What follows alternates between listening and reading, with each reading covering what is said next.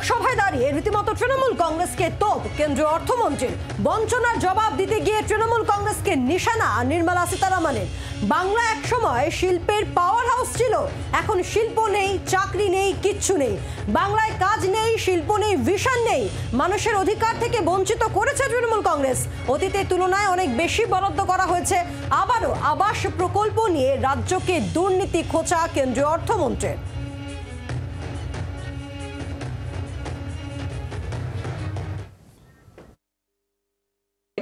Complaints of irregularities.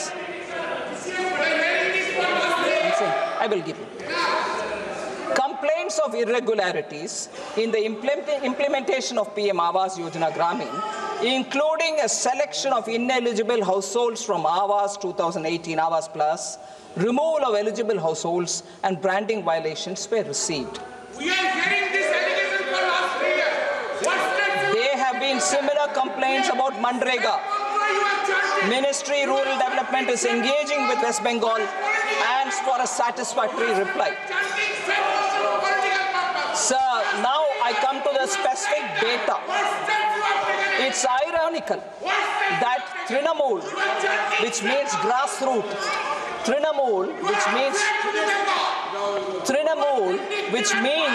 grassroots, Congress that prides itself on being rooted in the grassroots now symbolizes harassment and denial of rights to the common people in the grassroots. আর কি বললেন অর্থমন্ত্রী জানবো। রাজীব রয়েছেন আমাদের সঙ্গে, আমাদের প্রতিনিধি রাজীব। সমস্যাটি দেখো, তৃণমূল কংগ্রেসের তরফ থেকে বারংবার একটা অভিযোগ করা হয়ে থাকে, তা হলো বাংলাকে বঞ্চনা করা হয়েছে, রাজ্যের প্রতি বঞ্চনা করছে কেন্দ্রীয় সরকার এবং কেন্দ্রীয় প্রকল্পে এ যাবৎ 1,75,000 কোটি টাকা বকেয়া রয়েছে কেন্দ্রের কাছে। স্বভাবতই বাজেটে এবার বাংলাকে বঞ্চনা করা হয়েছে, কোনো বরাদ্দ করা হয়নি। তা নিয়ে রীতিমতো তৃণমূল কংগ্রেসের অভিষেক বন্দ্যোপাধ্যায় সহ অন্যান্য নেতারা তারা সংসদ চত্বরে দাঁড়িয়েই অভিযোগ করেছেন।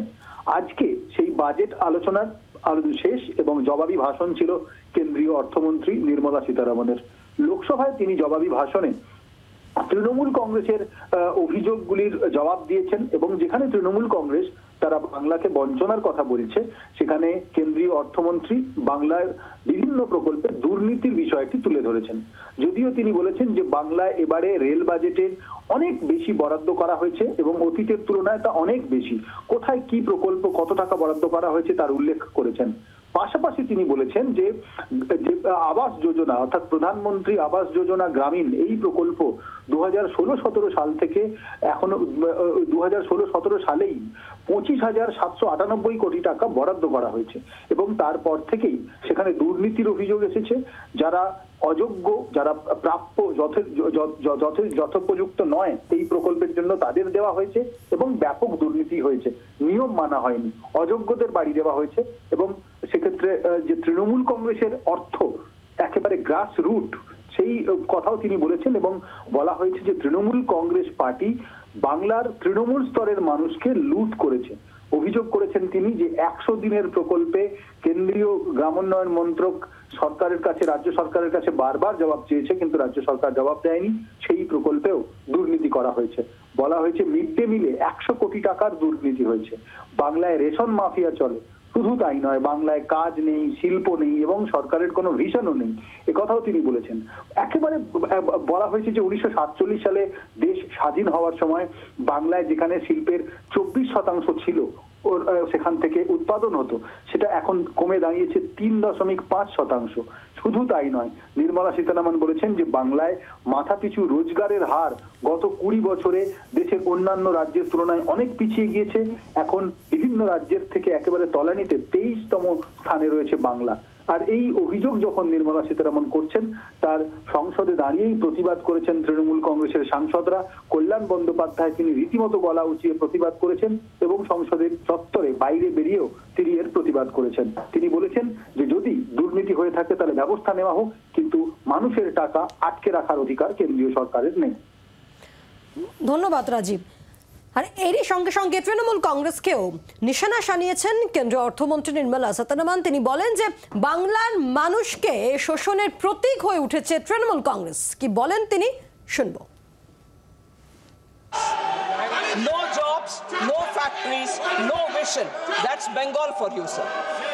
Sir, Trinamool Congress has institutionalized corruption, gutted institutions, and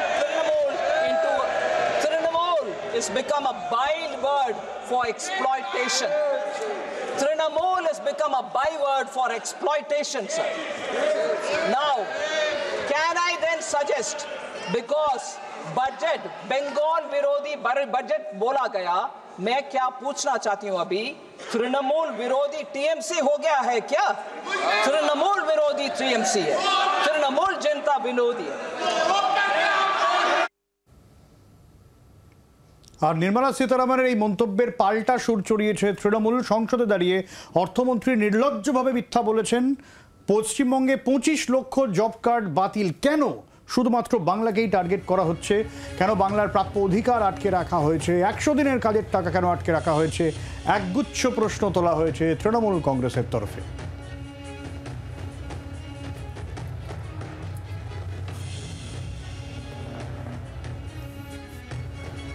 Trinamool সাংসদ কল্যাণ বন্দ্যোপাধ্যায় তার বক্তব্য শুনবো।